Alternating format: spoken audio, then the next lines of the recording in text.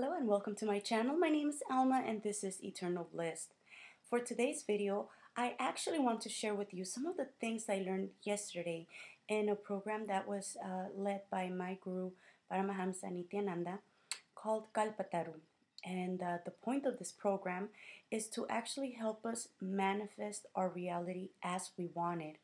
So it's actually a great program. I've done it once before, about I think a year and a half ago, before I made my life-changing trip to India to attend a program called Inner Awakening. And at the time when I attended Kalpataru for the first time, I was completely new to the teachings of my guru. I was actually kind of a seeker and I had a lot of questions, but I was very confused about everything spiritual and I wasn't very integrated. So I thought maybe this program will help me manifest the type of lifestyle that I want, my higher aspirations, versus just my day-to-day materialistic lifestyle. So anyways, yesterday was actually day one of the two-part program, and it was great. It was really awesome. I got to see a lot of my friends in the temple, the Nityanandeshwara temple in Montclair, California. And Swamiji touched up on three main points. The first point is you are a seed. He's basically telling us that as humans, we have endless possibilities. We have so many possibilities available to us. We should always be trying out new things. We should always be striving to expand ourselves, to be better. And by being better, it's not in a competitive sense, but to be better versions of ourselves, to become that new species, to expand, to evolve. And so he says that we are seeds, which means we are like a seed in the ground. We're planted, we're ready to open, to blossom, to bloom, and to become this magnificent being that we are designed and meant to be. Also, for number one, which is you are a seed, he also says that we should never feel like this is it in our lives. Sometimes when we've achieved something, like we've achieved a career, we have the degree, the title, perhaps we found our life partner and got married, or maybe we're already in a retired stage in life, in a later stage, maybe we're in our 90s, in our deathbed, and we feel this is it, this is life for me. Why should I continue to improve myself? Why should I even groom myself and be presentable if I'm already married? What's the point to it? Why should I try to learn more when I already have this degree? He says that basically when we cut ourselves off, when we sell ourselves short, we stop expanding, we stop growing, we stop the process of opening up and becoming that tree, and that's like a form of death. You're saying no to life when you decide, I'm done, I don't really want to learn another language, or I don't think I want to be my own boss and start my own business. So that's number one. Number two is your incompletions, your patterns, your impossibilities, those things that are keeping you from achieving what you want are not real. They're dead. He compares them to dead snakes. So although they might be scary, they can't harm you. So for example, let's say that you've always wanted to travel the world and learn a new language. Let's say you want to take a backpacking trip to Europe and you want to learn Italian. But however, every time you try it, you feel like, oh, I'm too old, and this whole studying thing is just, it makes me sleepy, and I would love to travel, but that means I have to get a passport, and that means I have to wait in line at the post office and fill out a bunch of forms, and I'm just too lazy for that.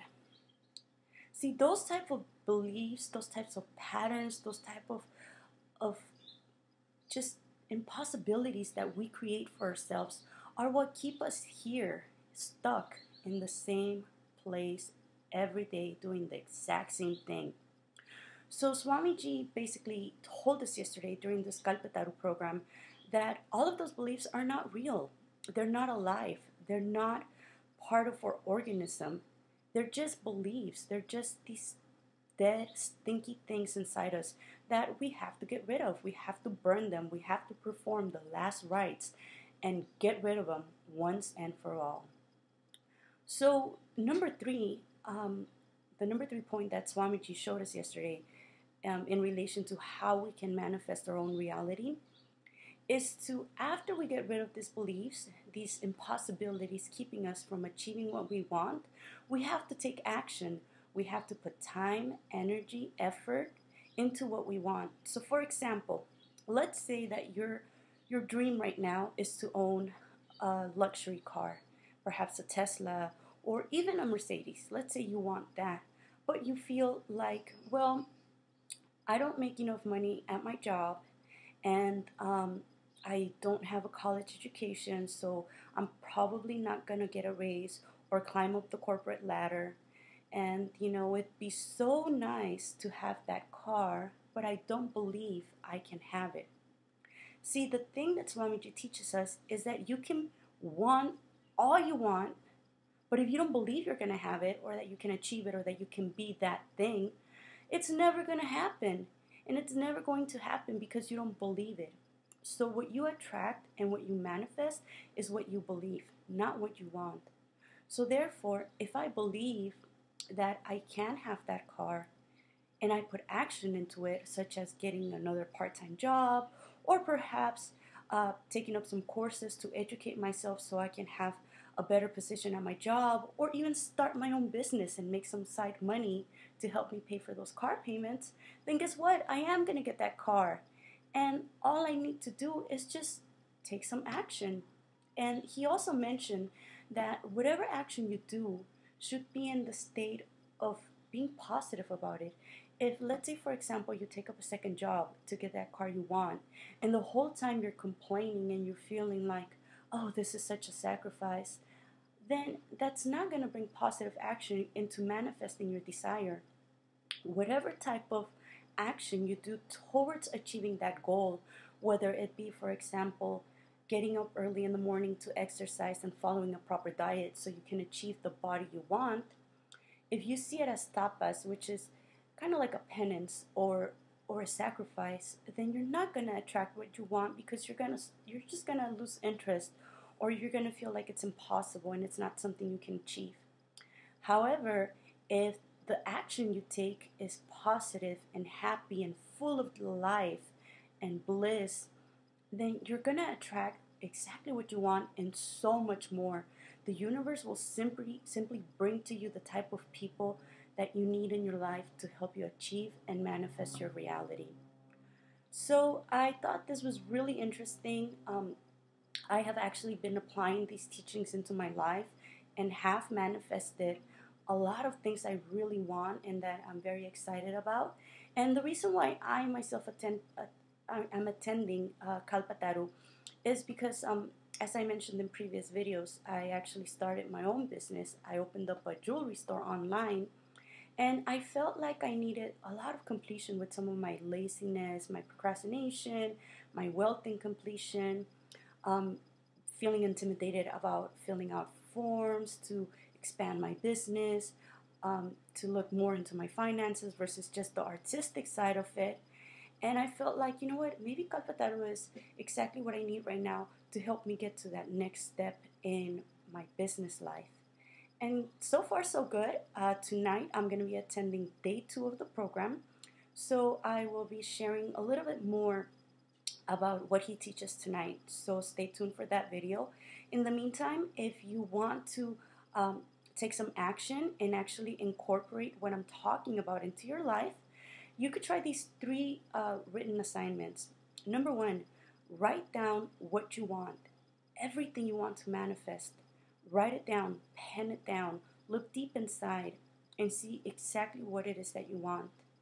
Number 2, write down all of the impossibilities, everything that's keeping you from it, whether it be patterns or incompletions, or just things that you feel are beyond your control. Like, for example, you can't lose weight because you have bad knees and therefore you can't do rigorous exercise. Anything, whatever it is, even if it's another person that's keeping you from that reality, write it down. And number 3, once you've written down what you want, what's keeping you from it, sit down and do completion. Look inside and take all of these incidents, all of these times that you felt powerless, that you felt like you cannot achieve anything, relive and relieve. So, which means you're not going to remember. You're actually going to go back into that point in life when you first felt that way, when you first felt like I'm not strong enough, or I'm not smart enough, or I'm too lazy, I don't have the drive. Um, Relive that and relieve it. Let it go. Relive it over and over and over again until it's no longer an incompletion in you, until you feel it has no more power over you, and then drop it. Just like I said, it's just a dead snake. Get rid of it. So thank you for watching today's video. I hope this was inspirational and informative. If you have any more questions, please feel free to leave me a comment. And also check out Swamiji's videos. They're very, very informative. They will answer many of your questions. I know they've answered many of mine. And also, he does have videos online about the Kalpataru process where he is explaining it, guiding it. What I'm telling you is just basically a brief summary. What he can teach you is beyond anything I can even say. So, thank you for watching and stay tuned for part 2 of Kalpataru process. And I wish you the best in manifesting your desired reality. Until next time, see ya.